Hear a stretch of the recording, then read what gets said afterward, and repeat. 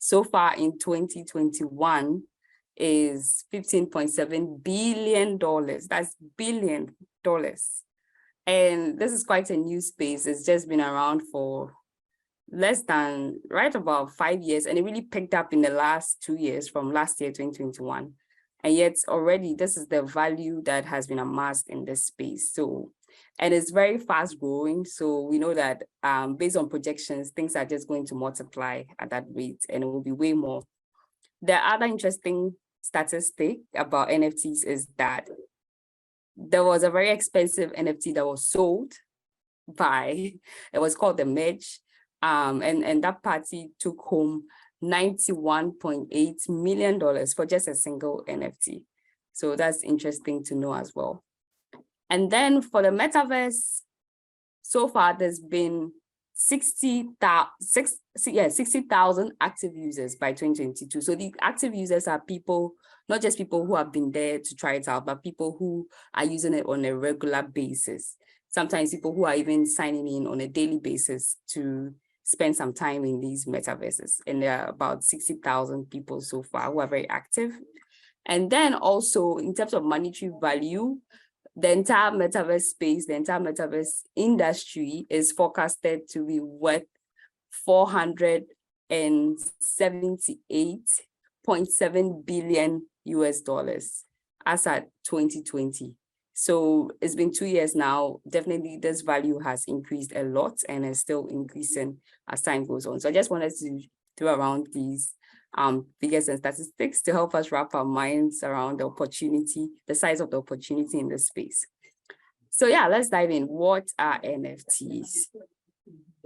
So yeah, what is an NFT? Looking at the dictionary definition of an NFT, it is a unique digital identifier that cannot be copied, it cannot be substituted or subdivided, and it is recorded in a blockchain, and that is used to certify authenticity and ownership as of a specific digital asset and specific rights relating to it. So yeah, it's a mouthful, it's a very long definition, but we'll try to break it down so that we get the basic understanding of it. So like you were right, Sayram, you mentioned that it had to do with the blockchain.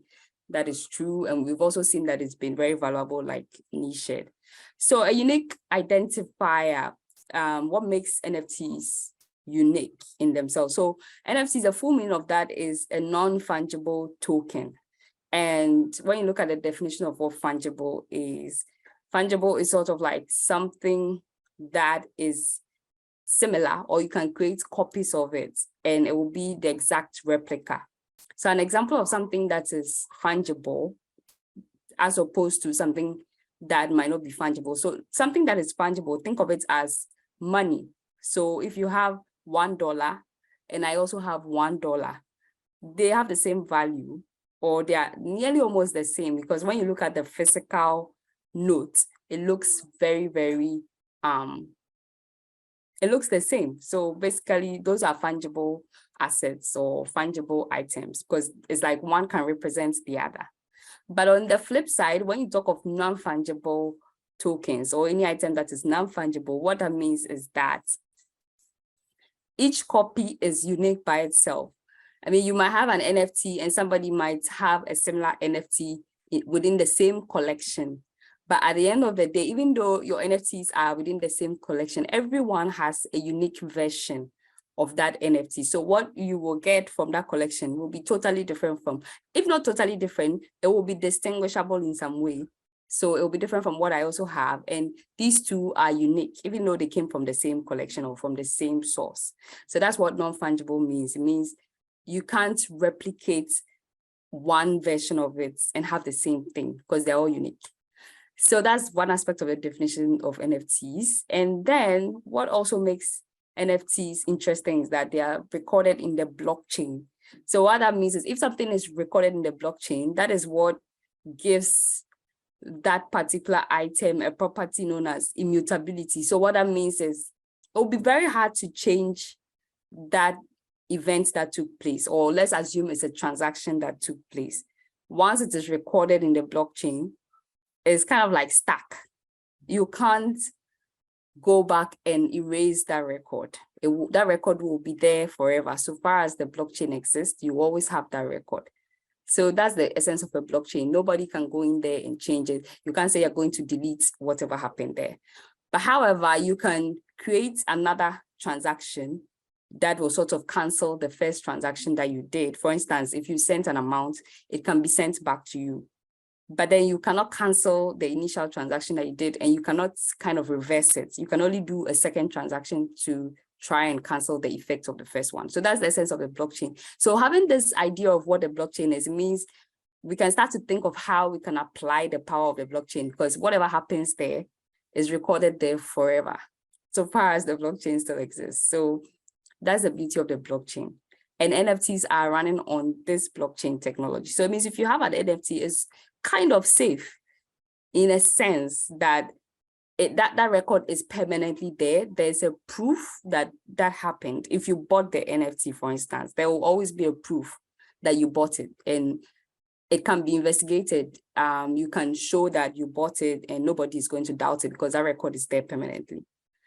And so that brings us to one aspect of NFTs. They prove the originality of the asset. So for instance, let's think about something that can be an NFT. I'm sure what comes to mind is maybe a photo or an artwork, a basic artwork. So having in mind that that could be an NFT, the property of it being original means that if I claim that I have this particular art, I cannot give you the fake version, because the original art that I claim I have has been stored on the blockchain. And if I decide to sell it to you, it will forever be on the blockchain, and I can check it on the blockchain and prove that that is exactly what you said you want to give to me. I can later on tell you that I gave you the fake version and I have the real version, because we saw it on the blockchain that that is what you claimed you had. So we can't tamper with it. So that's what makes NFTs original. You're able to prove that what you have is original. And if somebody brings the fake version or the duplicate, you should be able to spot it. That is if you know exactly how to check that. The other property of NFTs is that they are a form of proof of ownership. So I'm sure from the explanation of how it's recorded on the blockchain, we can tell how the transaction happens, and it means it's transferred from one owner to the next owner. So we can clearly see who owns the NFT at every particular moment in time, because it's recorded on the blockchain. So that's the beauty of NFTs, that those are the intrinsic values of the technology, and that's how come it has a lot of applications. So we'll look at some of the applications very soon. Yeah, and in case, just want to add, in case we have any questions, feel free to type the questions in the Q&A box, or you can make a note of it, and then we can run through the questions at the Q&A session. So yeah, moving on to more about NFTs. So these are the popular use cases of NFTs, or uses of NFT, what you can use NFTs for, or the types of NFTs we have, and the shape and form in which they come. So the first set, we can group them as tangible tokens. And a tangible NFT could be something like a photo, a GIF, an artwork, even music. So if you have music, which is an audio format, you can turn it into an NFT. We have audio visuals. It could be a video, an animated video, a recorded video. You can turn that into an NFT. And then the second group of things that can be represented as NFTs are like text-based stuff. So like a write-up, a tweet, a text file. It could be like an ebook, a digital book, copy of a book. All of those could be turned into NFTs. Then the next set of NFT types are avatars and profile pictures. So I'm sure this is the most common thing we all think about when we hear NFTs, because we see them a lot on social media. People are now these days using these avatars and these cartoon images to form their profile pictures. And that's the most popular use case of NFTs. So yeah, if you see one of those, you can verify if it's a real NFT on the blockchain. If it is fake, then it means it has no proof or no record on the blockchain. So you can easily tell that that is a fake NFT. And they're making it more technologies coming out to make it easier to verify your NFTs, to see whether a particular NFT is fake or it's real. Yeah, and then there are also virtual reality wearables. So these are when you are in a virtual reality space, like the metaverse, which we'll talk about very soon. You can also have NFTs in there. Everything you see in that space, that digital form of that item that is in a digital form or a virtual reality form in itself can also be turned into an NFT.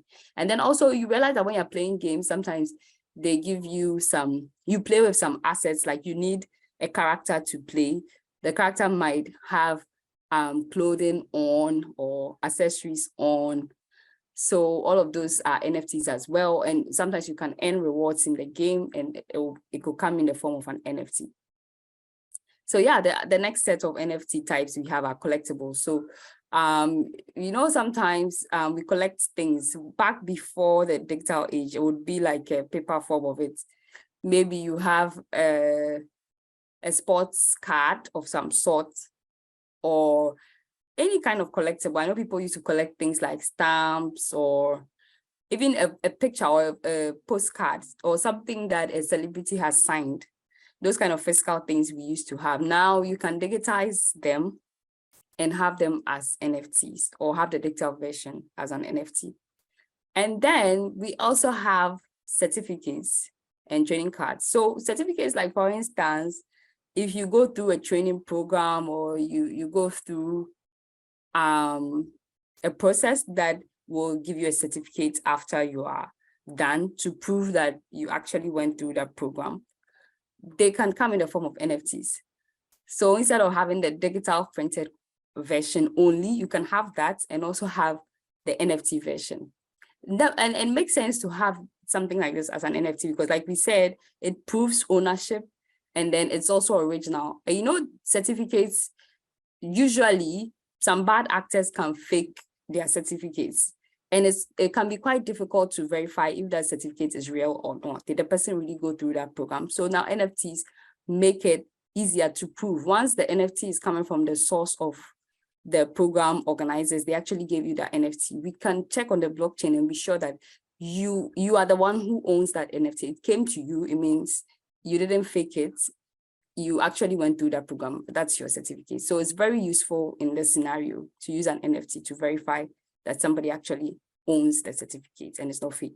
And then, interesting enough, even physical assets can be turned into NFTs. And I know you're wondering, how is that possible? Because we are talking about digital stuff. How come a physical item like your land title or your building can be turned into an NFT? Well, that's possible because what we are saying is, we're not saying we're going to pick that physical thing and digitize it and turn it into something digital, but we are going to create a digital version of it. So for instance, it will just be something sort of like a paper documentation, which will represent that you actually own that physical item. So for instance, if it is land, you go and register your land, and then they give you an NFT to prove that this land belongs to you. Ghana, we have a lot of land disputes and we don't know who actually owns the land because the land has been sold to like 5 people and we don't know who is the original owner of the land. So this time, if some countries have already gone ahead to kind of pilot some of these things. A country like India, they piloted using NFTs for registrations. So if it's an NFT, once it's given to the first person, and then it's on the public blockchain record, you can actually just check that this land, does it already belong to somebody yet? The NFT of it, you check. Once you realize it belongs to someone, then that is it. It means it's already, it already has an owner that you can prove. Unless that owner hands it over to you, sells it to you, then it means if you try to get another version of it, that's the fake version. So that's how NFTs can be used to prove ownership of actual physical items. So it's being applied in these ways. And you can think of endless ways you can actually apply it in various ways. And then the last but not the least way that we can use an NFT to represent something physical is sometimes a company will release a physical product. So for instance, Nike has started using NFTs to sell their shoes. So when you buy a new Nike that comes with an NFT, you buy the shoe, you have the physical shoe, and they also add an NFT version of it for you, just to kind of add some customization and to make it fun that you've bought the shoe and you have the NFT. You can show to your friends that I actually have an original Nike NFT, and it's like swag, of course. Maybe that shoe was a limited edition and you bought it. So it's cool that you have the NFTs as well. And then what is so beautiful about having all these NFTs is that at the end of the day, you acquired it and you can also pass it on. You can sell it to someone else and make profit from it. So like Ni shared earlier on, it's a way of, making money virtually. So once you acquire an NFT, you are free to sell it anytime you also want, to pass it on to another owner. And that can be done through a blockchain transaction. So yeah, moving on to the next set of NFTs, we have the intangible NFT types. So an example is an ID. So an ID, like the usual ID cards we have, for instance, Ghana card, if they decide that they're going to digitize it, or our passports, what that means is that your ID, instead of it just being the physical printed card, you also have the NFT version. And when you are traveling, that they can verify it on the blockchain that, are you who you claim you are? Or when you are signing up for an app online, instead of using your email address and going through a KYC process to prove to them that you are who you say you are, especially the bank and the financial products, they actually have to go through a process called KYC, know your customer. They need to know who you are. So NFTs can make it simpler, that you just show your NFT ID and they can check it on the blockchain that it's actually you, not somebody trying to impersonate you.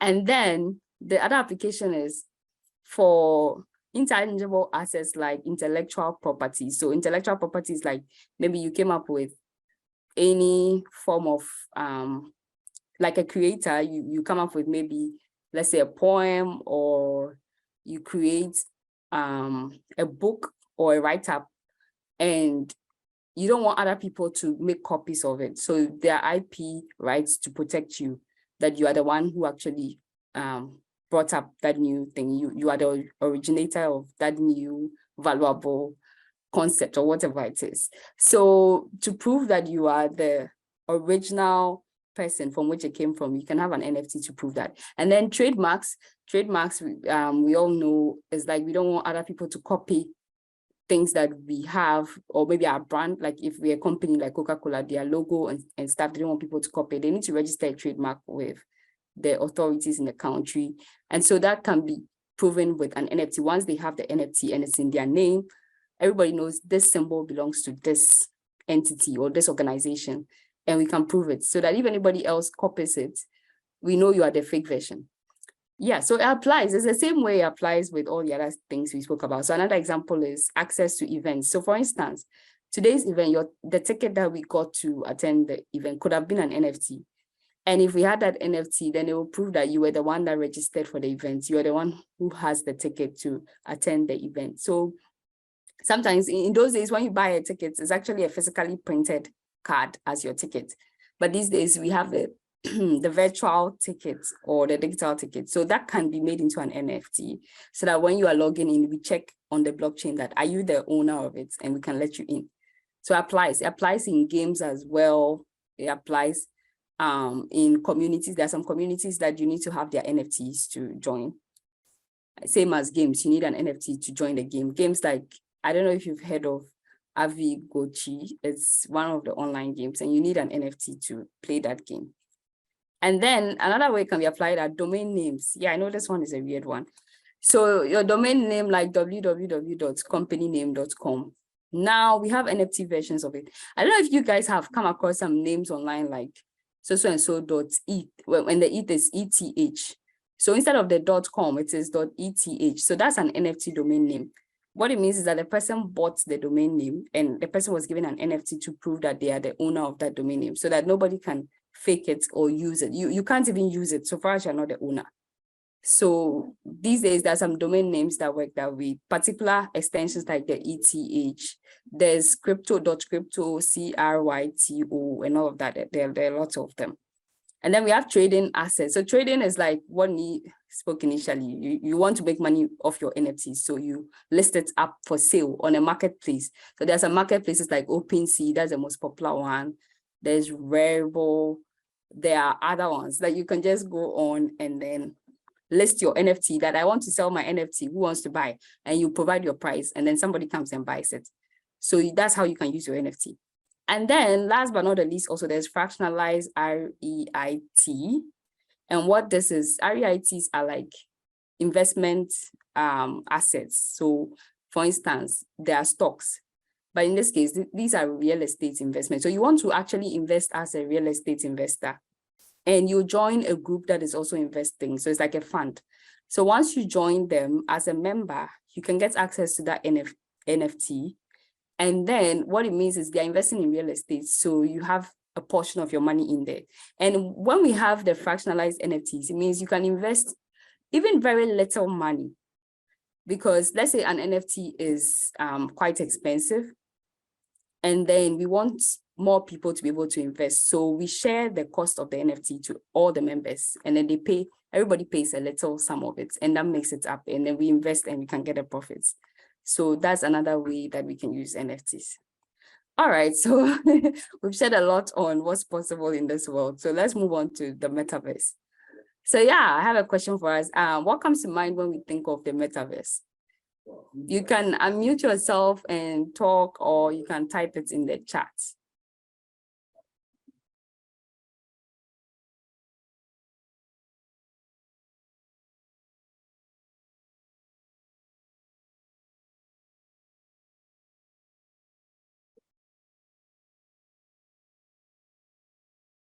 Okay, a virtual world. Okay, thanks for sharing. Yeah, what's yes. Okay. Anyone wants to add to that? Okay, the use of virtual reality to interact with each other. Perfect. Yes, Kwame. Yeah, spot on. So you're all correct. Yeah, so let's dive into the details of or just look at a bit of what's possible in the metaverse. So general definition of the metaverse is, okay, there we are. Okay, so the metaverse is a concept of a highly immersive virtual world where people gather to socialize, play, and work. So yeah, we're not far from the full definition. So it's an immersive world where people can gather to socialize, play, and work. So yeah, an immersive world, what does that mean? What is all this immersive stuff that you're talking about? So basically what they're trying to say is, it is not real, it's virtual, like we said, but then it gives us an experience that is close to realness. So that's why we are calling it immersive. It feels like you're actually inside the world when you put on those goggles. It gives you that feeling, and it's almost as if you're actually there, though you're not really inside. So yeah, that's why it's immersive. And like we said, is made up of virtual reality, augmented reality, and mixed reality. So virtual reality is, like we know already, the online world, the digital stuff. And then augmented reality is when we are interacting with these things with our physical bodies. So sometimes when you wear some of these devices, they can even give you sensations. Apart from this, what you're seeing and what you're hearing, they can, put some vibrations in your body that makes it feel like you're actually there. And then mixed reality is just a combination of the two. So what you are just seeing as like a digital world via your eyes on the screen, and what you're feeling through the augmented reality experience. And then, like we said, it's a social place. You just go there to connect with people for work or for play or discovery or whatever you want to do there, finding out new things. So yeah, basically that's the metaverse. And yeah, I'm sure when we think of the metaverse, the first thing that comes to mind is a picture that looks very similar to this. So this is called Horizon Worlds, and this is the most popular metaverse by Mark Zuckerberg. That's why they rebranded Facebook to Meta, so that they can have their own metaverse version called Horizon Worlds.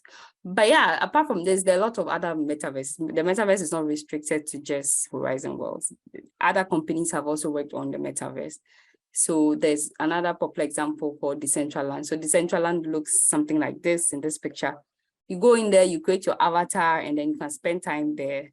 And basically, just you see other people, other avatars, and then you can chat with them. And then you can see other things in the spaces. Mostly they come as billboards and you can read stuff there. You can even collect NFTs there. People might be given free NFTs through airdrops, or they might have them on sale. You can buy them, can explore. Sometimes they might give you a quest, something they ask you to do. Once you do it, they give you a reward. So it's more like a game sort of.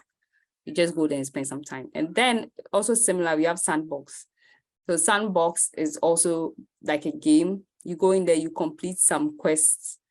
They tell you, do that, go here, pick this up, go here, follow this social media account, do that, do that. Once you do it, at the end of the season, so far they release it in seasons, and they recently got to the 3rd season.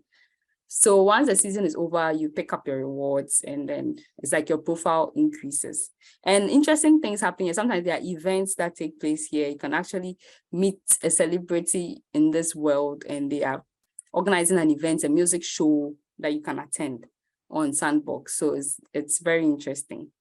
I think we can go there to explore more what happens there. But for Sandbox, you'd have to install an app. But Decentraland, you just go to their website and then you create a profile. You can actually enter. But Sandbox, you have to download an app, and so far it's on Windows only. So you download on your Windows PC and install it, and you can start having fun in this world. And the interesting thing is, apart from you being a user, going in there and having fun, you can also be a creator. And that's the exciting thing about this whole Web3, NFTs, and the metaverse. I don't want us to only think as users, that we just go in there and then participate. We should think as creators, especially as Africans. And I'll come to that later to explain why we should kind of actually create and participate in the space rather than just being passive users there. So yeah, and yeah, I think, yeah, so I just showed you the popular metaverse. There are a lot of other metaverses, a whole lot. There are several others, like 20 more by different companies. There's Microsoft has one, NVIDIA has one, a lot of other companies have one. So I want us to watch this video by Jeremy Kwenu. He has this YouTube video on this particular metaverse called Africa Rare. So yeah, I would love for us to watch this just to see what is happening in relation to Africa. By now, so hope you can hear. Please confirm if you could hear the sound from the video.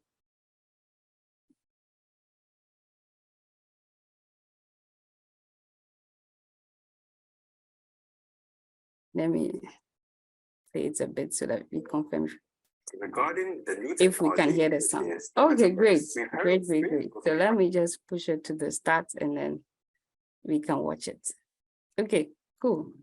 By now, you've probably heard a lot of the hype and buzz regarding the new technology, which is the metaverse. We've heard of Facebook rebranding to Meta because they fully believe in the metaverse. We've heard of Disney's virtual world simulator that will reproduce their theme parks like Disneyland in a 3D realm. Microsoft launched Mesh to provide a digital shared experience through mixed reality applications. Nike, Warner Brothers, Hyundai, Gucci, and even Coca-Cola have publicly made plays towards participating in this space that is the metaverse. All over the world, we're hearing global players make moves to get in on the action. However, there is a new player on the block.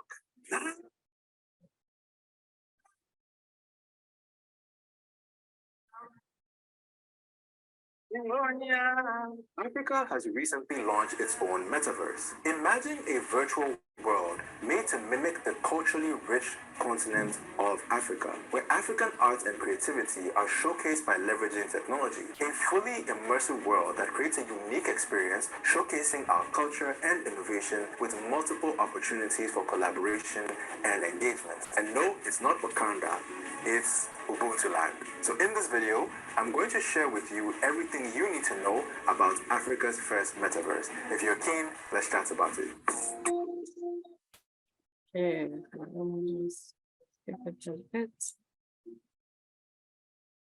okay. Others. Even though we're still very much in the infancy of this new technology, many world-class institutions have already developed versions of the metaverse to give us a taste of what is possible. Mark Zuckerberg rebranding Facebook to Meta was one of the major moves that spiked global interest in the metaverse. Since then, Lots of players worldwide have joined in and committed significant investments into metaverse technology across the USA, Asia, Europe. However, when it comes to emerging technology, Africa is usually not part of the early adopters. Given all the economic challenges that exist, it's understandable that we usually catch up later. However, this time, Africa has made a move to ensure we stay ahead of the curve, or at least in line with it. In October 2021, it was announced publicly that Africa Rare had created and launched Africa's first metaverse that is set to unlock African creativity and connect the continent to the global digital economy. The Africa Rare metaverse experience will reside in Ubuntu land in virtual Africa. As with other metaverses, it's accessible using a virtual reality headset, your computer, or even your phone. Now, the word Ubuntu is a South African Zulu word that translates into humanity. It also has the additional translation, I am what I am because we all are, and it espouses the values of compassion, togetherness, and humanity towards others. There is a deep backstory if you want to take the time to read Africa Rare's white paper that traces its origins back to the genesis of African civilization, when Africa was leading in development, education, skills, and where communities of experts were responsible for teaching others and sharing knowledge. The philosophy of Ubuntu became widespread and they named their expanding home Ubuntu land, and that became the foundation on which Africa Rare have built the metaverse version of Ubuntu land. Now, Ubuntu land is simply a metaverse for African creativity. It's a 3D virtual reality experience powered by the Ethereum blockchain to marry creativity, cryptocurrency, and commerce. Africa Rare is created by McMahon, who is the CEO and co-founder, as well as Shane Mann, who is his co-founder. They also partnered with renowned South African artist Norman Catherine, who has developed a unique collection of avatars for Ubuntu land. Now, the whole concept of Ubuntu and leveraging blockchain is about sharing and decentralization. Therefore, it's possible for you to partake in staking your claim in the Africa Rare metaverse. There are over 200,000 plots of land available in Ubuntu land. The land is owned by the community, so you have full control over what is done on the virtual land you acquire, as well as the content that is published on your land. You can customize your land however you want. You can buy to rent out, host shops, produce resources, or develop games and any other applications. Thanks to the technology, which is the blockchain and NFTs, a digital ownership is possible. So when you purchase land or any digital assets in Ubuntu land, you get the title deeds and certification of ownership, in addition to a blockchain confirmation to assure you of its legitimacy. Land in the Africa Rare metaverse is a non-fungible yet transferable digital asset stored as a smart contract in the Ethereum blockchain. In fact, Africa's biggest telco giant, MTN, recently became the first company on the continent to enter the metaverse by purchasing 144 plots of Ubuntu land back in February this year. This is a bold move from the telco giant that demonstrates their confidence in the technology and their willingness to support African innovation right from its infancy. Now, the natural Okay, so yeah, experience. And let's get into some of the things you can do in Ubuntu land. There is a marketplace, and this is where users can trade Ubuntu land assets between themselves. This includes buying and selling virtual land, as I've mentioned already, but also purchasing NFT avatars and avatar additions, as well as other goods and services that will be available in Ubuntu land. You can also trade on a secondary open platform such as OpenSea and others, which means you will actually be able to derive real-world value from your Ubuntu land assets. To quote futurist Kwame, imagine being able to pay for your actual rent with money you earned from your virtual land in the metaverse also attracting rent. The world is really changing, people. Another interesting aspect of the Africa Rare metaverse are the tribes. There are many origin tribes that tie back into the Ubuntu land origin story. And these tribes are made up of 3D avatars that users can explore and inhabit to move around Africa Rare to socialize, create, work, earn, or trade. The earliest Ubuntu land settlers were artists. The origin tribes were original inhabitants, and settler tribes formed as people who later joined the community. The tribes in Ubuntu land have been modeled based on this, and Africa Rare started 2 origin tribes in the first quarter of this year. There is the Normunda tribe and the Boiti tribe, and the plan is to launch 3 to 4 more tribes later on this year. The origin tribes have been categorized into different rarities. So you have the Africa Rare royal family with King Normunda.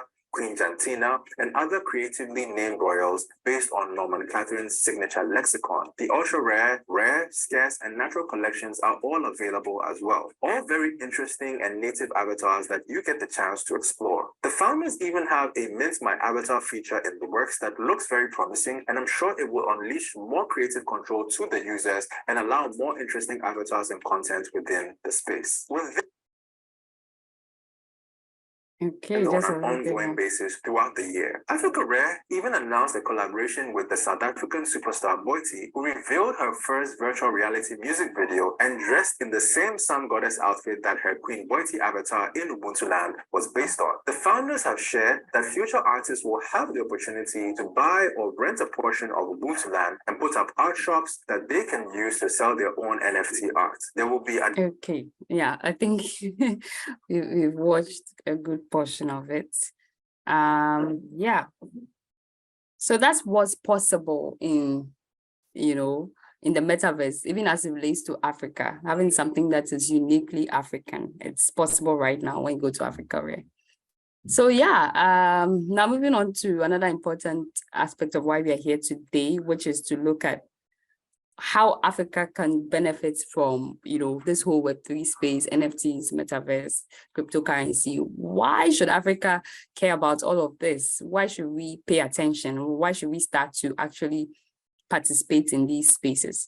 So the first reason is obviously seen from the video we just came from. Africa has a very rich culture and great history to share, and it's very unique to Africa. And so we need to, showcase this to the rest of the world. And we can do this so well using the metaverse or using NFTs. The other thing too is we also have Africans that are talented in various art forms. So there are people who are artists, there are people who are musicians, there are even people who dance, that these dance could be recorded as NFTs. So all that interesting talent that is unique to Africa, all those Afro beats, Afro dance stuff, we can actually make use of it and monetize all this African talent. And then also, this is actually the marketplace of the future, the place where buying and selling happens online. So we are used to e-commerce where we buy actual goods online. So we are used to Amazon and Jumia and those places. But now, as things have gone digital and we're actually buying and selling digital stuff, the marketplaces of the future would be in these metaverses. It would be people trading NFTs. So it's important that Africa gets, as Africans, we get interested in this space to actually participate so that we can also access these marketplaces and get some sales as well. So also, this is creating employment opportunities for us as Africans. The youth of Africa, the usual problem of unemployment is a big deal. We are not getting great jobs. If you get a job too, it might not be so, it's hard to get a job, and when you get one too, it might not be so great. So, that spirit of being an entrepreneur, starting your own stuff, this space gives that opportunity to us to actually take hold of it and then make use of it. And like I already said, monetizing the talent. And then also, all of this will add up to Africa getting a share of the global economy, which is now becoming more digital. We are already used to, most of the time, all the wealth is concentrated in the Western countries, and there's not much going on for us in Africa. But once we leverage our unique abilities, unique talents, unique culture, we can also start to participate and, have a share of this global economy. So it's important that Africa wakes up at this time to join in now, rather than wait till it's too late and we have the Western countries leading again. So we need to, start getting involved. So that's why it's important to Africa that we get interested in Web3. And then, okay, so as individuals also joining today, what should we take out of this?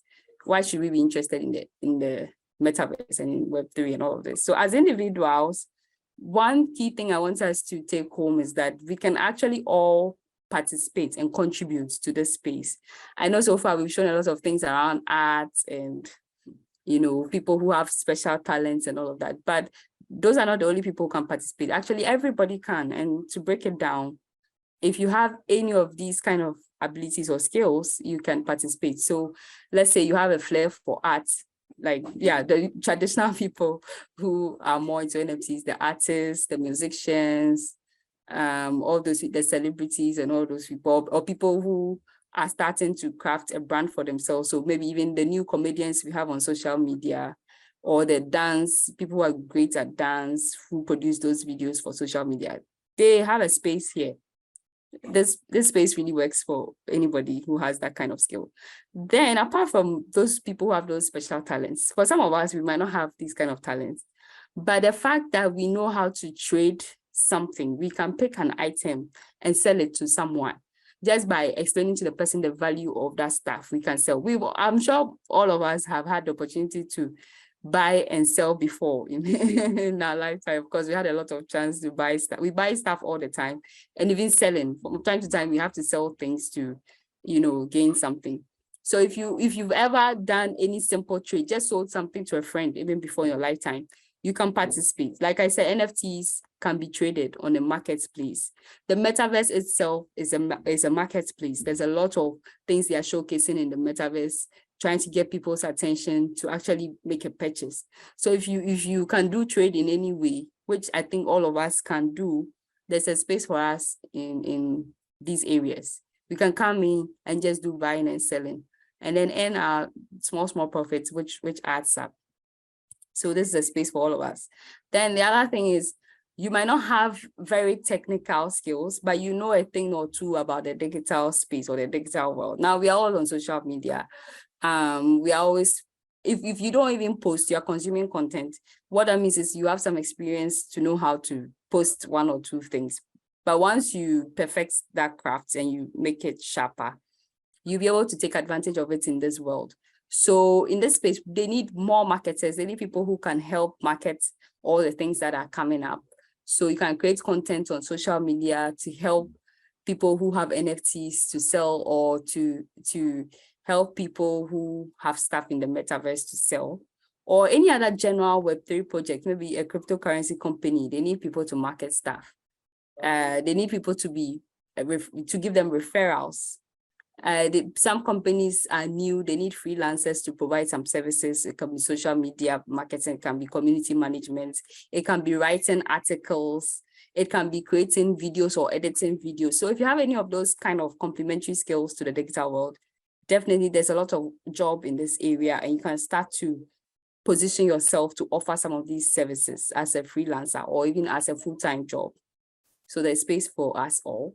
And then also, if you're somebody who is like a developer, you have the technical skills, you can actually create an app, or you can develop a web project, you can code. You can pick up those skills of coding the apps that we are calling Web 2 now, because they've been around for a while, and now we are having Web 3, which is the new phase. You can pick those Web 2 coding skills and then polish it up for Web 3, like learn more about how to actually program for Web 3. So how do I build the code behind the metaverse? How do I build code to create a marketplace where people can sell their NFTs, or create any other decentralized application? They are called decentralized applications for Web3. So any other application that uses maybe cryptocurrencies or anything like that. Once I learn those coding skills, I can get a job easily. And this is now a hot cake field. They need a lot of people to develop these programs, and people who have these skills to do the development. So if you are somebody who ever thought that I wanted to learn how to code, this is the time to start learning how to code, and also learn it specifically for the Web3 space.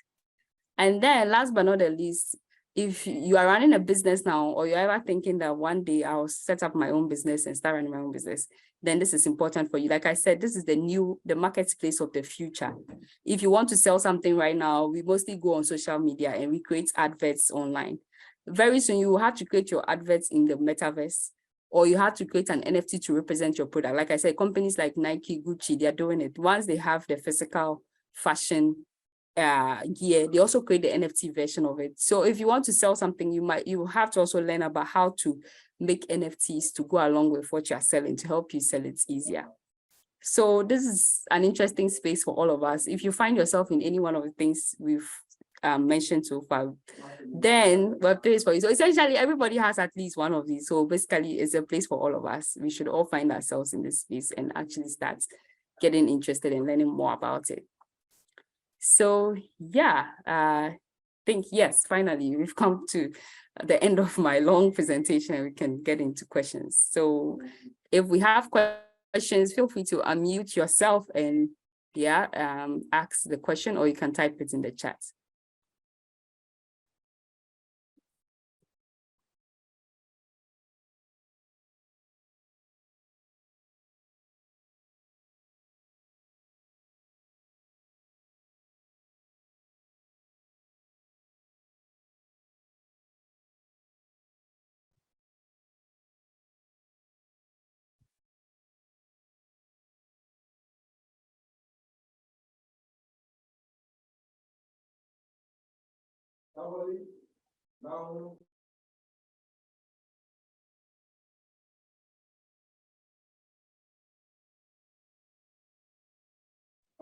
Okay, yeah, I can see there's some questions in the Q&A. Yeah, thanks for sending those questions, Kwame.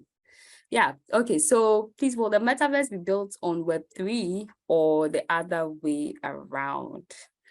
Okay, so for this first question, Kwame, if I understand it, definitely I understand the Web3, but the other way around is what I'm not sure what you mean by the other way around. Do you mean Web2, which was the internet we had before Web3 came on? Is that what you mean by the other way around? Please confirm quickly in the chat for me.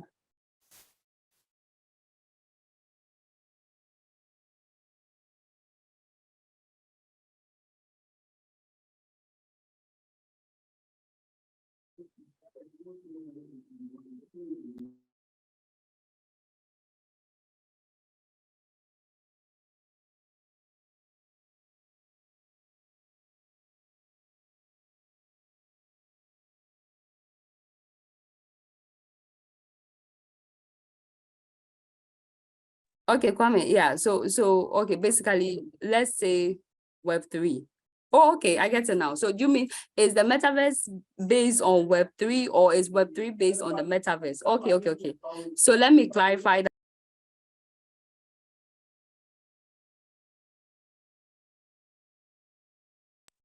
Okay, so yeah, Kwame,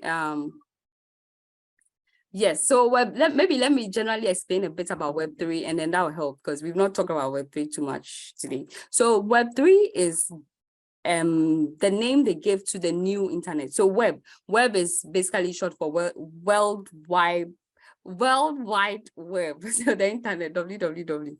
So the internet has gone through phases since it was created in the late 1990s. So somewhere in 2000, I can't gauge exactly how old we are, but as at that time, the internet was just starting and we had emails, people could send emails. There wasn't even social media at that time. The only thing you could do on the internet is you go and then you open a page. And when you open the page, you just see text and some images and some colors, and they've written, it's like a book. And you open one page and you read what is there. Then you open another, you click and you open another page and you read what is there. That's how the internet started, very simple. Then we got to the phase where now things were becoming more interactive. Now, when you go on the page, there are more interesting things. The page looks nicer. There are animations on the page. There's even video on the page. Then social media came into the picture. Now you can actually post your own message on the internet. And then somebody can see and like and share and all of those things. So from that point where we moved from just the basic text to the place where people could actually now post their content on social media, that became Web 2. So Web 2 was when people could also interact on social media. Then now we have Web 3, and Web 3 started just recently. I think, let's say it started developing roughly about 4-5 years ago. And what opened up Web 3 was we had cryptocurrencies, Bitcoin, the first cryptocurrency that came out. And now somebody also developed Ethereum, and on Ethereum, you could do more things. It wasn't just buying the Bitcoin transaction. On Ethereum, you could actually build an app that could take that blockchain and then store some things in it. And that became Web3. So now we had NFTs where you can store something on the blockchain. And now we have metaverses where you can be in that virtual space and use NFTs in the space. So everything you're seeing in the metaverse are kind of like NFTs. So if you have an avatar in there, it's an NFT. If you see a gallery photo in there, an NFT, things like that. So that's Web3. So what it means is Web3 is the underlying technology, the thing that makes metaverses work, the things that make NFTs work, what makes the blockchain work. So Web3 is almost like another name for blockchain, but explaining what the blockchain allows people to do on the internet. So I hope that explains what Web3 is. So obviously, given this explanation, the metaverse is running on the concept of Web3, the concept or the technology called blockchain. So I hope that explains it, Kwame.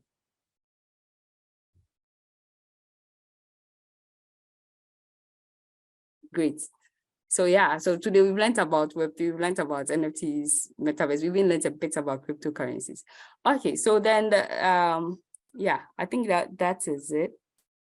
Yeah, if anyone else has another question, yeah, Web3 is like the whole space and what is possible in the space. So it covers payments, cryptocurrencies and payments. It covers decentralized applications. That's if you build an application that will behave in a Web3 way. It covers NFTs, it covers Metaverse, it covers DAOs. There's something called DAOs, DAO. I'm sure you might have heard about it, or some of us might know about. So it stands for Decentralized Autonomous Organization. So what Web3 allows, or what the blockchain allows, is we can do our own, DeFi is also another form of Web3. So yeah, so the DAOs allow us to form our own communities and manage it in our own way, like our own small town or our own small country where we have our own governor. So that place is like, everybody can contribute to that community and make it better. So with a DAO, for instance, they allow people to vote. They have their own tokens and NFTs, or you might need an NFT to join the DAO and all of that. So that's all part of the greater Web3 space. So Metaverse is just an aspect of Web3, one application of Web3. Great, great, great. So any more questions?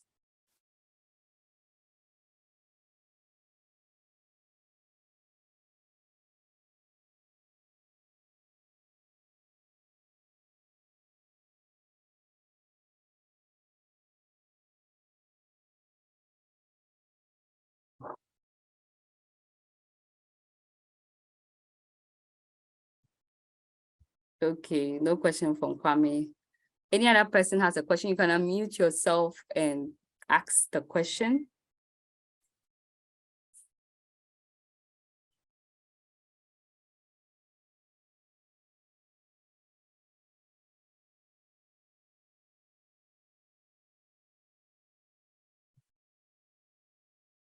Okay, all right, great. So if any question comes up, we just have some few more slides to go through. If any question comes up, feel free to type it in or drive my attention, and then we'll look at it before we wrap up. So yeah, let's dive into the practical session. So yeah, great. I just wanted us to have a feel of how to interact with Web3. One of the main things we use in Web3 is called a wallet. Yes. So a wallet acts in several ways. It gives you a lot of usability, how you can use it. So first of all, like you hear, it is a wallet. So it means it can store your funds. In this case, your cryptocurrencies or your tokens or your NFTs. So any assets you have in Web3, your wallet is where it is stored to help you to know that this belongs to me. So you can create your own wallet and have something like an account. Like for instance, when you go to a bank and they create a bank account for you, you have the bank account number. And that's what shows that you are the owner of that account, because you know your account number. You have sort of like a password if you're using it online, or they'll use your name to verify that you're the owner. So a wallet is also used in Web3 in a similar way to hold your assets and to see what you have. So another use of wallets, which is interesting in Web3, is, like I mentioned, we have the decentralized applications or apps that either allow you to do payments, or they allow you to send transactions or buy NFTs or sell NFTs or enter a metaverse or participate in anything in Web3. You need, in Web2, you need an email address to create an account. In Web3, you only need a wallet to create an account. The email address is just an extra if they just want to help you, so that in case there's something wrong with your wallet, you can use your email address to recover it. but the main thing here is the wallets instead of the email address. So I just wanted us to learn that there's a wallet, one of the main wallets in Web3 is called MetaMask. And how MetaMask works, this is their logo with this fox you are seeing here. And MetaMask works in an interesting way. It works as a browser, or it works with your browser. So if you are using your desktop or your PC, your laptop, you can get the web version of the MetaMask. It's not really a web version, it is a web browser extension.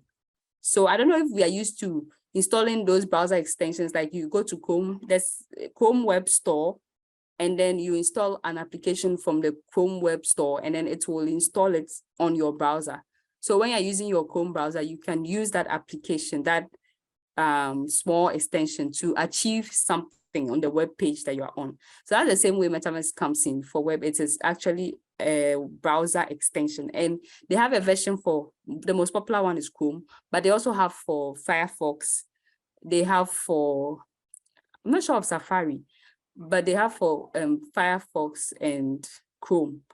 And then they have for one more new browser that came along in Web3. It's called Brave browser. And the Brave browser is specially for Web3. And sometimes when you're even using it, you can earn a bit of rewards, small tokens or cryptocurrencies. So the Brave browser also has the MetaMask extension. You can install it in there. So I don't know if some people want to try it out. But apart from the browser version on your physical PC, we also have the mobile version. So, you know, on our mobile app, on our mobile phones, we use apps, we use mobile apps. So they have a mobile app version for mobile phones. They have the Android and the iOS version. So I don't know if anyone wants to try it out to get a MetaMask. That's if we don't already have, because it's very popular. Everyone in Web3 has a MetaMask account. So if anyone doesn't have and you want to volunteer to share your screen, I can help you to install one.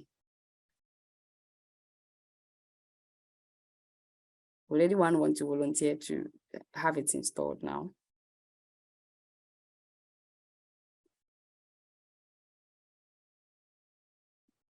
Okay, well, yeah, great. Kwame, okay. Are you using a mobile device or you're using a laptop or desktop?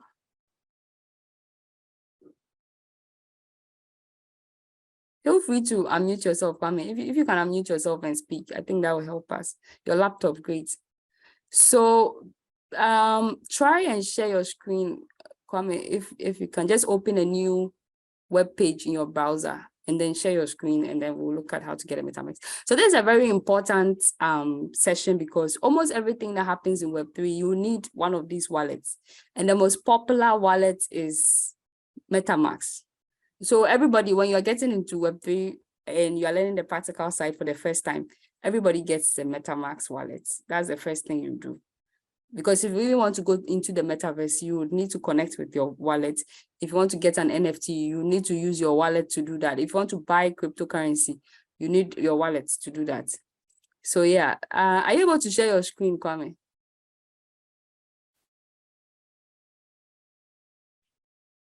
Do you see the share screen option?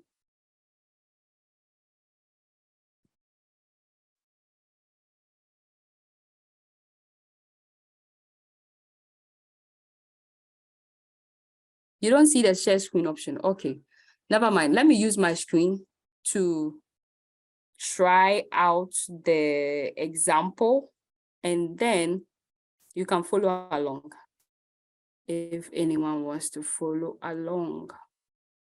Okay, so here on this page,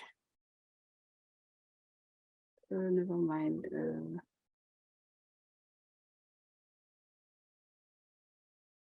Okay, let me open a new web page. Oh.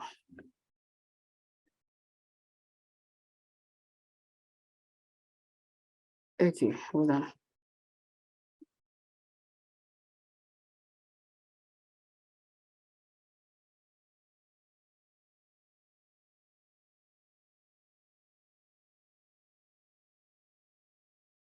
Oh gosh. Okay.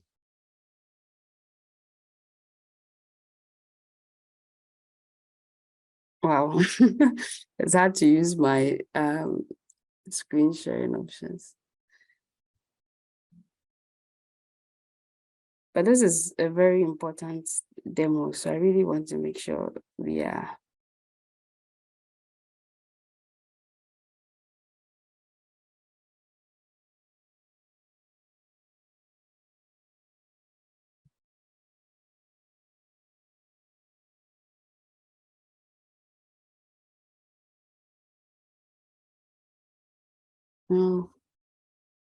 It's hard to navigate my screen right now.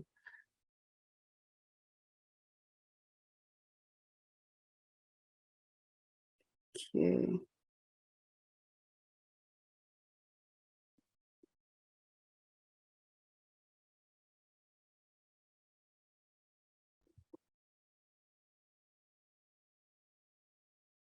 Okay, sorry. So now I have a new screen. Okay, so you go to Chrome Web Store or you go to MetaMask, their website. So like I said, it's a Chrome extension.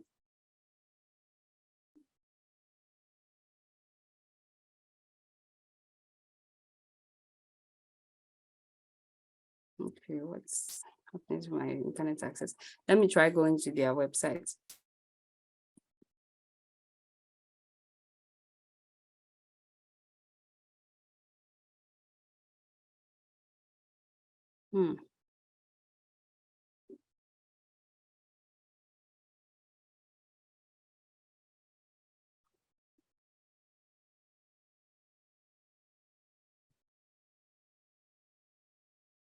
I don't know why my pages are not loading right now. Okay, is there another way? Okay, hold on. Maybe I can demonstrate it on my mobile device, but the issue is I already have the app. So maybe when I demonstrate it on mobile, we will see the app as I have it now. But then it's simpler on mobile because you just go to the App Store and then you install it from there. But the web version, Kwame, yes, we can chat after here and then I'll show you how that works. And if any other person is interested, we can go through a session on how to do the web store. Okay, okay, Kwame, you are in Brave and you are in the store. So if you are in the store, just look for MetaMask and install that extension. It's very simple. I'm also trying to show the mobile version so that everybody can have a look of it, a view of it to see how it works.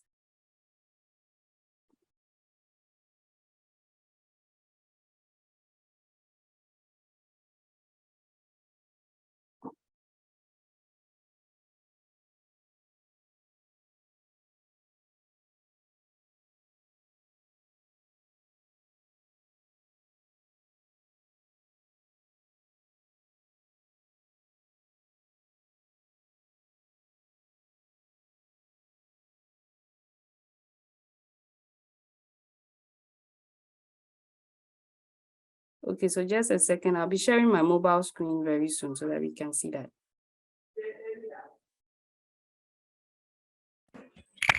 Yeah.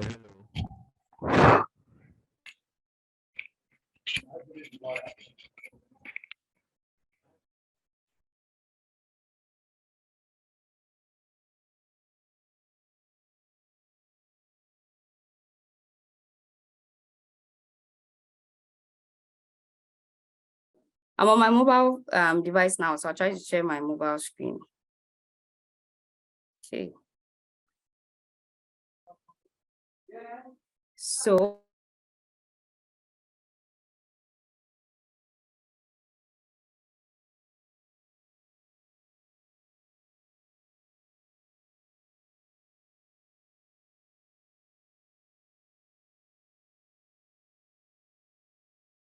we can see my mobile screen, right? There's like a black screen with some orange diamond in the middle.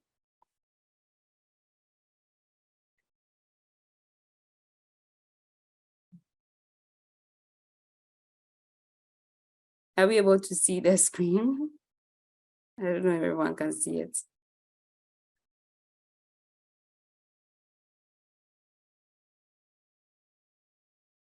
Okay, can someone please confirm in the chat if you can see my mobile screen?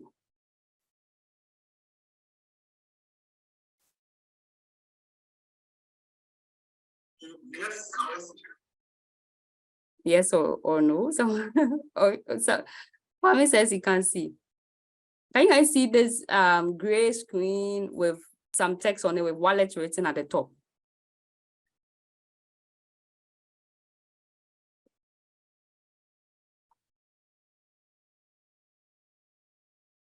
No, you can't see it. Okay, so let me pause the web screen and maybe you will see the mobile one. Can you now see my mobile screen? Yes. Awesome. Okay, so this is the MetaMask mobile version. So basically I have it because I already have it installed. But generally, if you want to install it, let me show an example of if you wanted to install it. You go to the App Store. So in my case, this is iPhone. So I go to the iPhone App Store. But if you're using Android, you just go to the Play Store and you search for MetaMask. So I'm in the iPhone store. I'm going to search for MetaMask. So I think everybody should do it because if you're going to participate in Web3, you would need one of these wallets. So if you can, please reach out to your phone and install the app. Sorry, it's not MetaMask, it's MetaMask. So MetaMask. So MetaMask, you can see this is the app here with the Fox logo. And because I already have it, the option is to open. But if I didn't have it, it will say install and I'll click on install. So in my case, I'll click on open. And when I open it, now I have the wallet. Now this page I'm seeing here is my latest wallet that I used. But I think if you're new, you will not have any wallet or it would ask you to go through some steps. So to go through those steps, you first have to ask them to create a MetaMask wallet for you. And for them to do that, they will provide you with something called a seed phrase. And that seed phrase generally is just a string of words. They'll give you like about 12 or 15 words that are randomly generated. And that's like your password.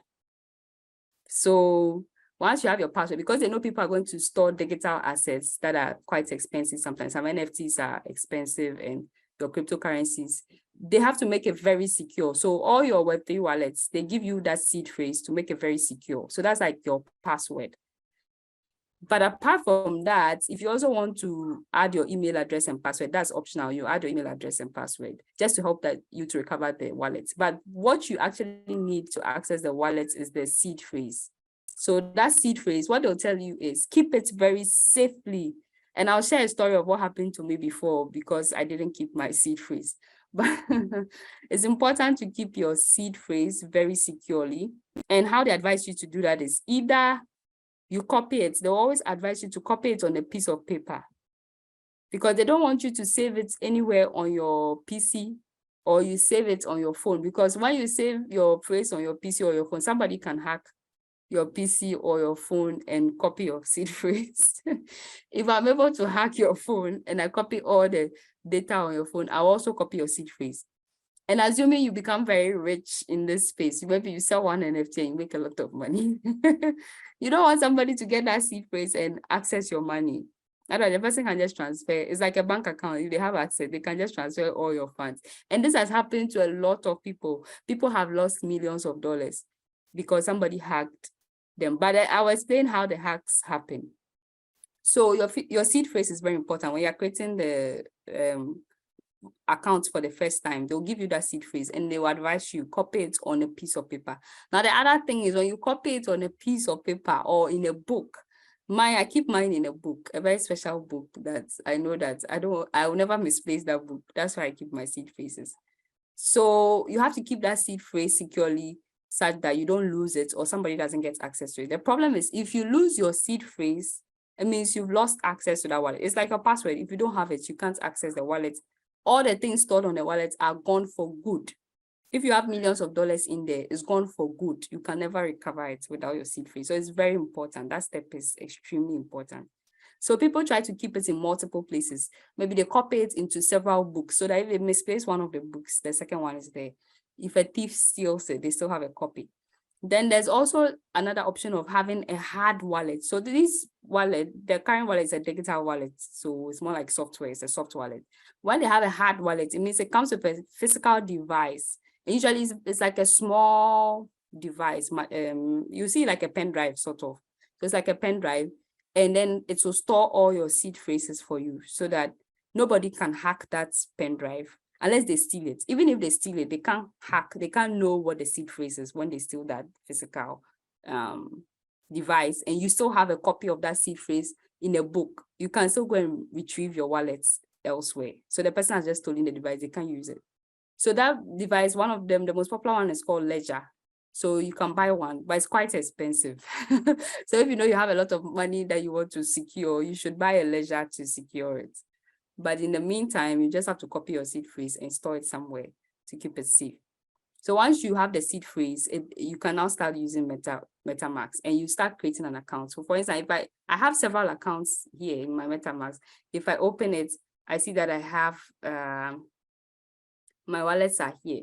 So you can see down here, when I'm scrolling, I see a lot of wallets here. And those are the wallets I've created on this MetaMask. And this is just my mobile version. I also have some wallets on my web browser version as well. Because whenever I'm getting something, I try to separate it because you don't want to mix them up because you might forget which is which.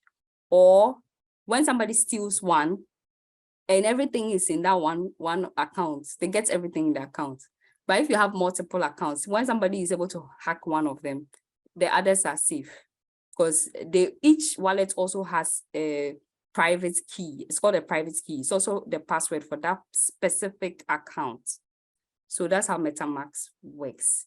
So if you want to go on any site that will ask for your wallet, MetaMask will pop up. You choose that you want to use MetaMask. I think I had one thing like that open on my, where they were asking me to put in a wallet, and then I was going to choose my MetaMask. Okay.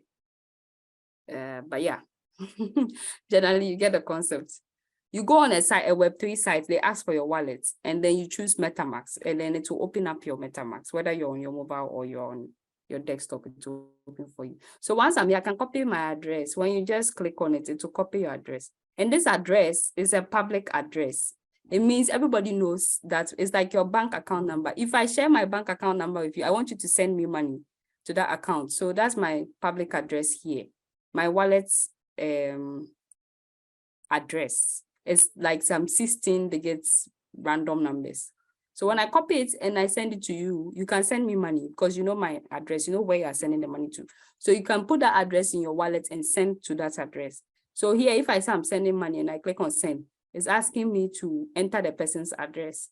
So I enter the person's address and then I can send the person money or cryptocurrency basically, or an NFT. I can sell the person an NFT on a marketplace.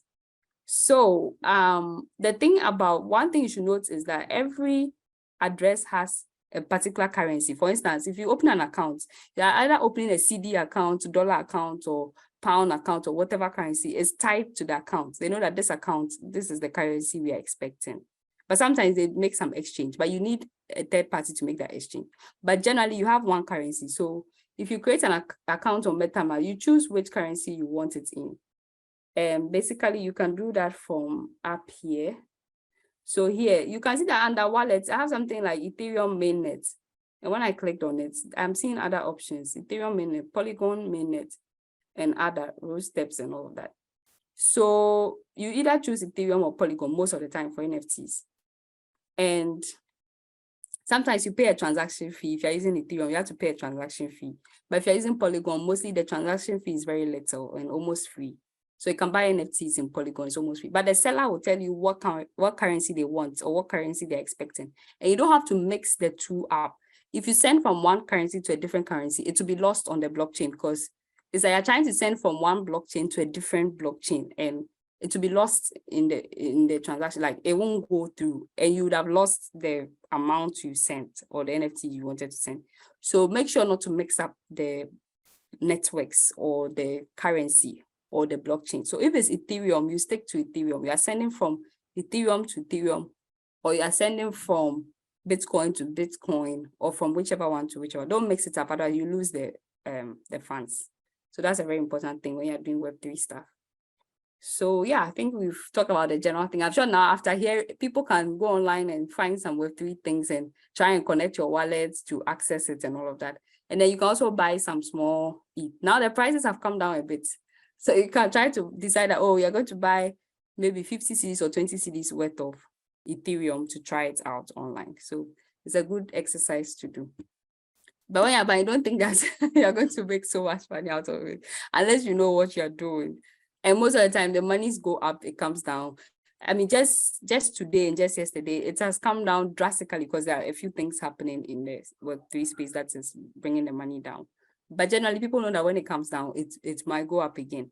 So it's interesting, it's up and down. So don't think that you might buy 20 cedis today and tomorrow is only 10 cedis, but you know that maybe after 1 month, it will go up again, or it will double, triple. Some people bought Bitcoin for like, let's say, $20 or $100. And then after some years, Bitcoin got to $60,000. So it means your money was times 1,000. You spent an amount and after some years, you got times 1,000 of it. But it's interesting, Bitcoin has come down again. Now it was around $20,000. Now today it is down to about $19,000. So it's very interesting. The money's just fluctuate based on what's happening in the industry. So some people have used this as their profession. They buy it at a lower price and they sell it at a higher price. So it's called crypto trading. Like I said, if you're a trader, you can get into Web3 and trade cryptocurrency or trade NFTs. So that's how it is. But nothing is guaranteed because it shifts. Even our Ghana city is shifting a lot these days. So when it comes to cryptocurrency, they're also shifting. But if you know how to buy low and sell high, people make profits from that. So that's one way of making money in this space. So yeah, that's interesting. We had our practicals. Now everybody knows how to use MetaMask. So Kwame, I'm not sure if you were able to install the Brave extension for MetaMask. If you did, then that is it. But the web browser one is a bit tricky. It will always stay within that. Oh, great. Okay, great. You have, that's good. So it will always stay within that same browser. You can't be moving it around. Once it's stuck in that browser, that is it. That's the funny side of it, the downside of the web version. You can't move it around. Even the mobile version, once you're on a phone, that is almost stuck to that phone. But I think with your seed phrase, you can move to another device and use the seed phrase to copy what you had from the old phone to the new phone. But if you don't do certain steps, if you don't have I talked about the private key for each account. You have to save that private key also. So you save your seed phrase. Then whenever you create an account, you save the private keys because it's also the password for that account. So once you have those two, you can recover it on any other device. So if you're moving to a different phone, you're moving to the web version, you're moving to the hard wallet version. Once you have the seed phrase and the private keys, you can recover it. But if you don't have these, you can lose it for good. So I said I had a story about losing my seed phrase. So let me share it. So back in 2013, that was the first time I was hearing about Bitcoin. A friend, a colleague at MES decided to share some Bitcoins to some of us. And we were excited. I mean, we heard that it was a new form of money and all of that. We were happy. And the person sent us the money. In those days, it was just in decimal points, 0 point something, something, something. Yes, the seed phrase and the private key. Once you have these two, you can move your wallet to a different device. But the private key is for every specific account that you create. So if you have the wallet, you can create multiple accounts in the wallet. Like I showed you on my mobile device, I have about 10 accounts on the same wallet. So you need the private key for each single account. Every account has a private key. You need it if you want that account back. You've saved something in it, so you need each of the private keys for every account. So once you have all of them, you're fine. So my friend sent me this Bitcoin, 0.001 Bitcoin or so back then. And I was like, okay, what am I going to use this 0.004? Like, I didn't see the value. I said, oh, this small coins, this sub coins. But I was happy, so I kept it. And the seed phrase was on a piece of paper, so I had it. And the person sent it to an email address that I was using back then. So we had forgotten about Bitcoin. We didn't even know what was going on again. And then now, 2017, I started hearing about Bitcoin again. I'm like, hey, okay, this thing that my friend gave me now is becoming hot cake. Like the value had started going up. The multiples were coming out. I'm like, okay, don't I have one of these Bitcoin things? Now I went to my email address, and actually I had changed my email address. But interesting enough, I created an account on Coinbase, and it was with my new email address. But guess what? I had lost the seed phrase that I had on the paper, because it had been some number of years, like just 4 years after, I had lost that paper. So I couldn't even check for that account again. I went to Coinbase, they found my email address, but without the seed phrase, I just couldn't get that wallet back. And apart from what that person gave me, I also went online and I was playing some games, and they were giving me some small Bitcoin. I was accumulating. And those accounts too, I couldn't trace them. So that was the end of all the Bitcoins that I had. I don't even know how much value that was, how much it was that I lost. But I never got it back again because I didn't know how to keep my seed phrase. And there are also stories of people who would be billionaires today if they could find their wallets. What happened? Some people even had it on their hard disks on their computer, and their computer got spoiled. It is scrapped. They threw it away. They sent it to the waste space. And nobody knows what might have happened to those computers, whether they were crashed or what.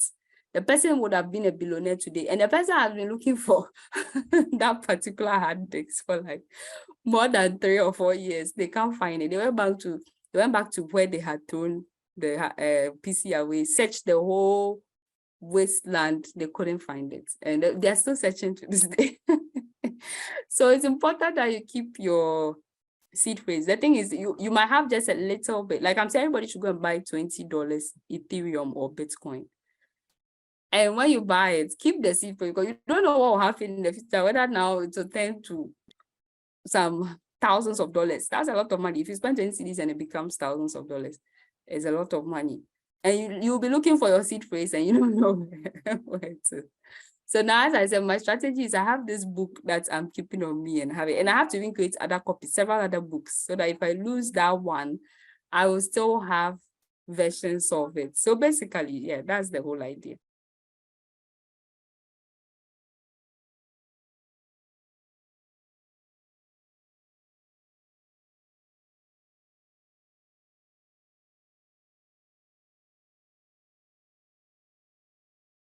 All right, so yeah, let's get back to the presentation. Let me share back my screen and then we'll continue. We just have some 2 more pages to go. We've spent a lot of time already, but yeah.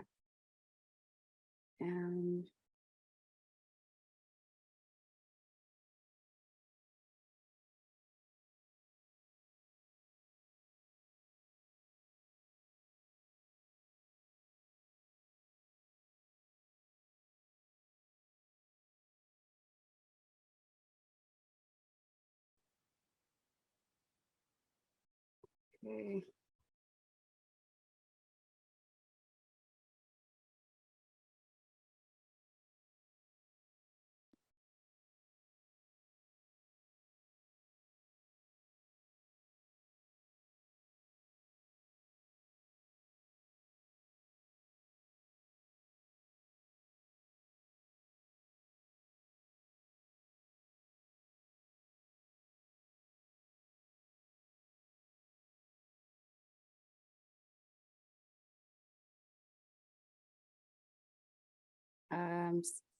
I'm trying to look for my screen, the screen that I need to share.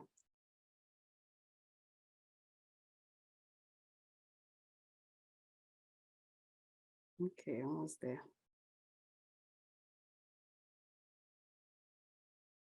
Okay, so we are back. Let me stop sharing the mobile screen.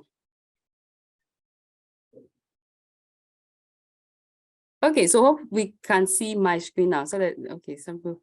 Yeah, we'll be done soon. We're just wrapping up. So hope you can see the screen now. Let me just move it forward to where we got to.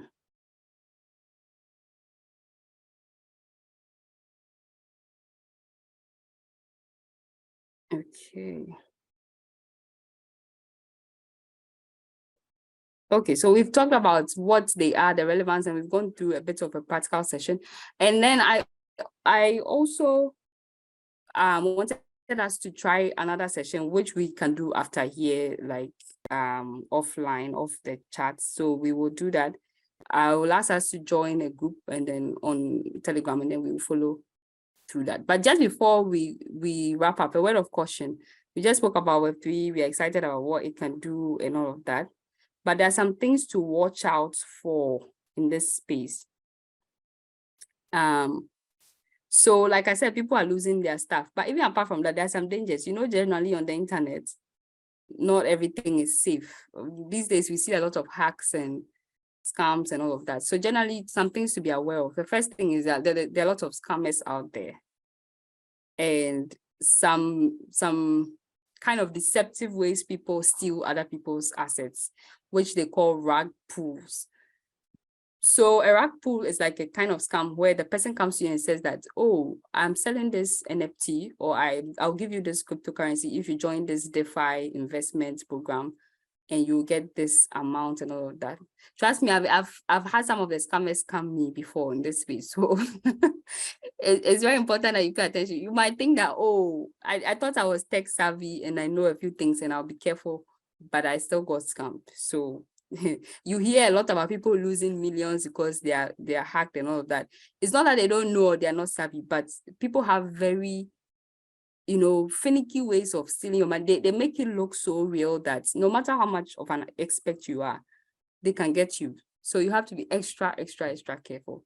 So the rug pull is when they come in, they show you a nice face and they said, oh, we are this team and we are working on this and that and that. And all those who pay this amount will get this. I mean, we were in Ghana, we heard of Men's Gold. So something like that. They'll come and it's a good program and all of that. But you don't know what's happening behind the scenes that can make you lose your money at the end of the day.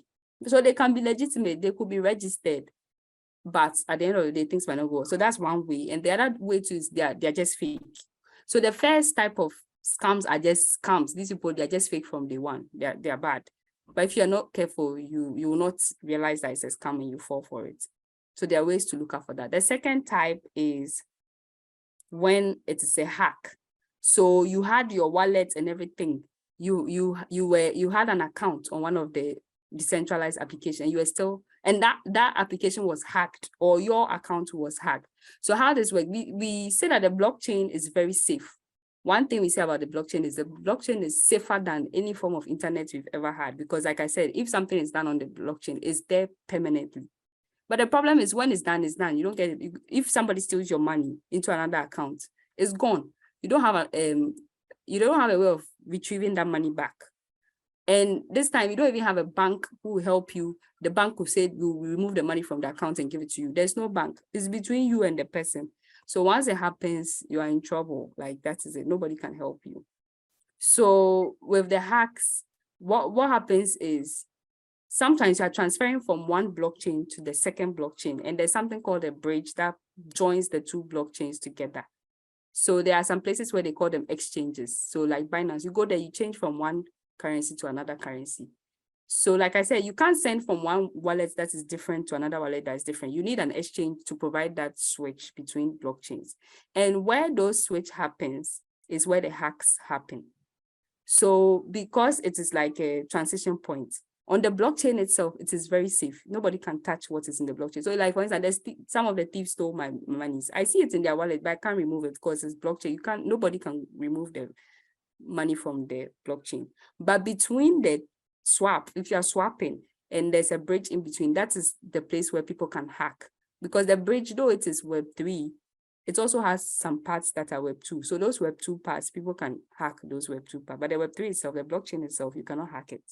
So that's what happens with the hacks. So somebody will buy an NFT and it's so expensive, like millions of dollars, and they have it in their wallet. But one day they are trying to transfer that wallet. What they actually do is they use that wallet to accept another NFT. And whilst they are doing that, during the bridge process, a hacker gets a foothold.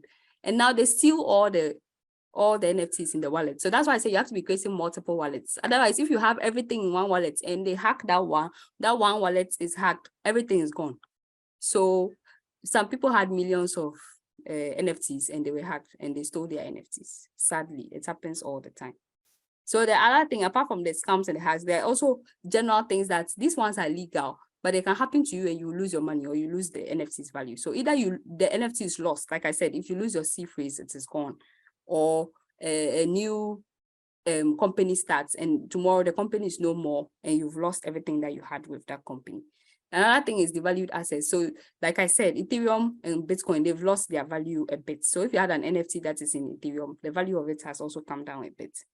And what is happening, sometimes something's happening in the industry that will bring the value down. And then we have failed projects. So sometimes you bought into a project, somebody's metaverse. For instance, Horizon was Facebook's metaverse. Assuming you got there and you invested some monies into that metaverse, and tomorrow it's like that metaverse is collapsing or something has happened and the value of that metaverse goes down.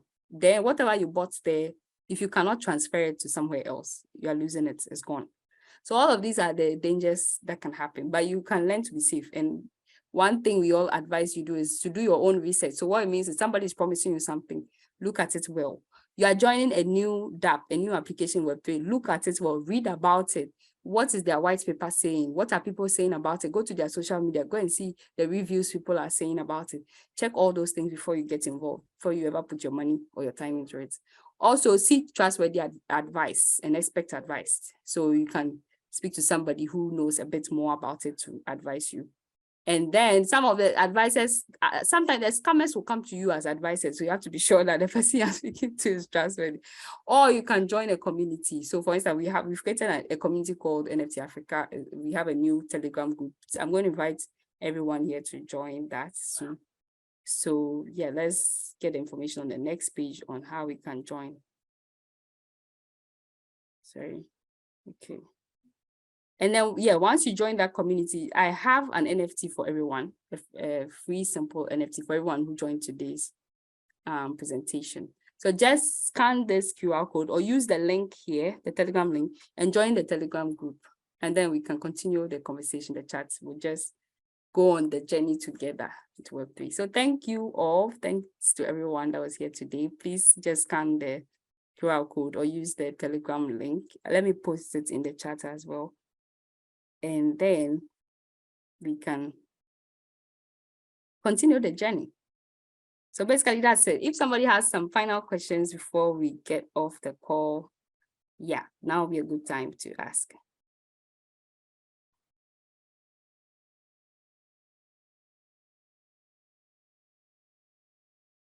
Any questions?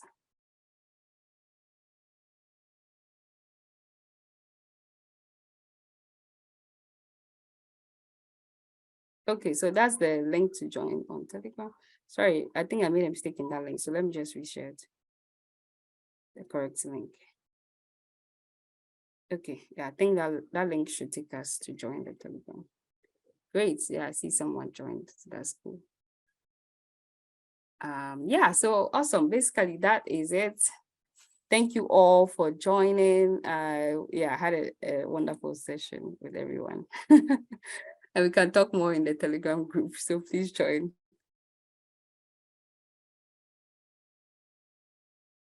Oh, the link. Okay, let me share it again. I just shared it. Let me share it again. Oh, sorry. Let me share the link.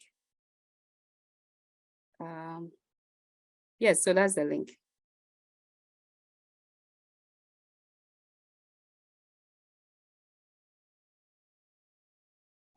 Okay. Yeah, thank you all so much. Ni, Kwame, Emmanuel, Ngel, Joshua, Kunsin, Louis, Mawuli. Yeah, thank you all so much for joining. Hope to see you in the Telegram group.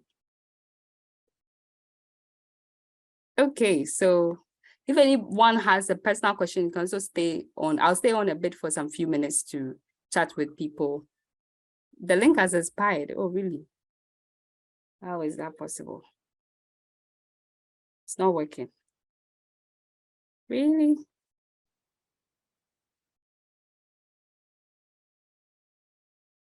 Has it expired for everyone else? Same here. Okay. Oh, expired. Wow. Okay, hold on. Let me grab the link again and share it again.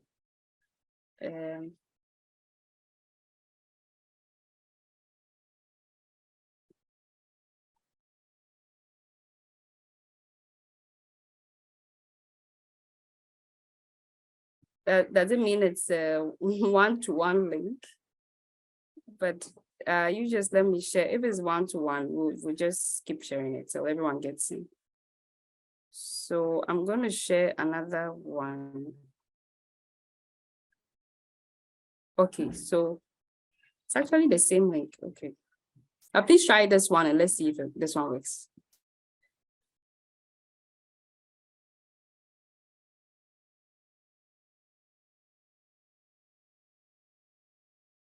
Okay, so Joshua, does it work for others or is it still expired for others? Okay, okay, so I see people are joining. Okay, great. Thank you, Joshua, for confirming. Cool. So yeah, once you join, yeah, that's it. Thank you for being here today. If people have questions and they want to stay on to chat a little bit more, yeah, we can chat a bit more.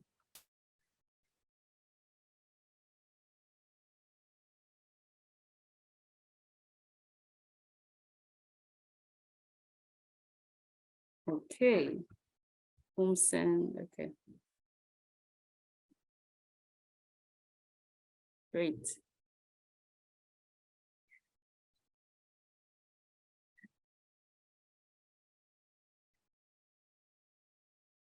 Yeah. Thanks, Emmanuel. Thanks for joining.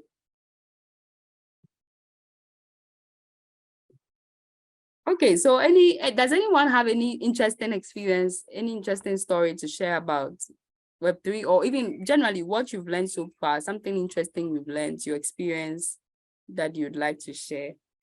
It'll be good to hear from us.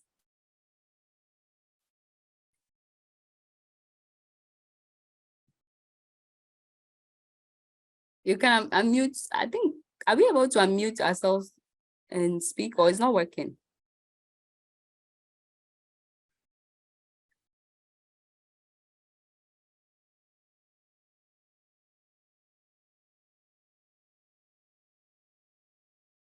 Okay, more people are joining.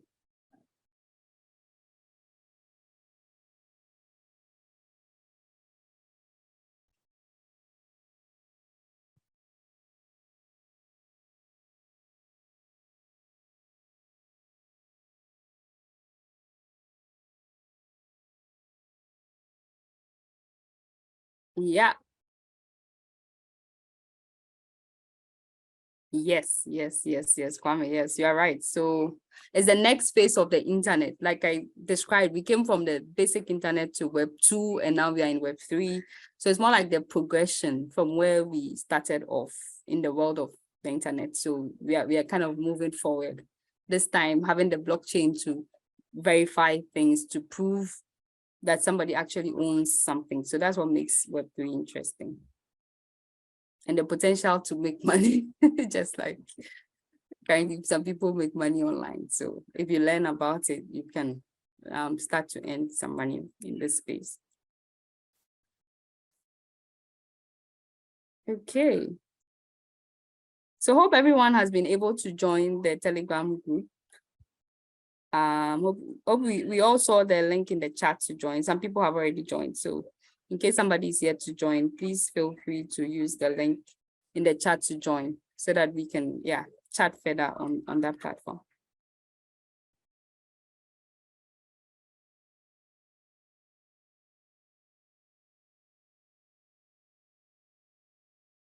Yeah, but basically, we are done for today. So final for me, I'm done, but I'm just hearing everyone. Anyone wants to share something or anything final before we move? I just have the time. Yes, just about 2 minutes to go, and then we'll end this call. But if you have anything to share, please do.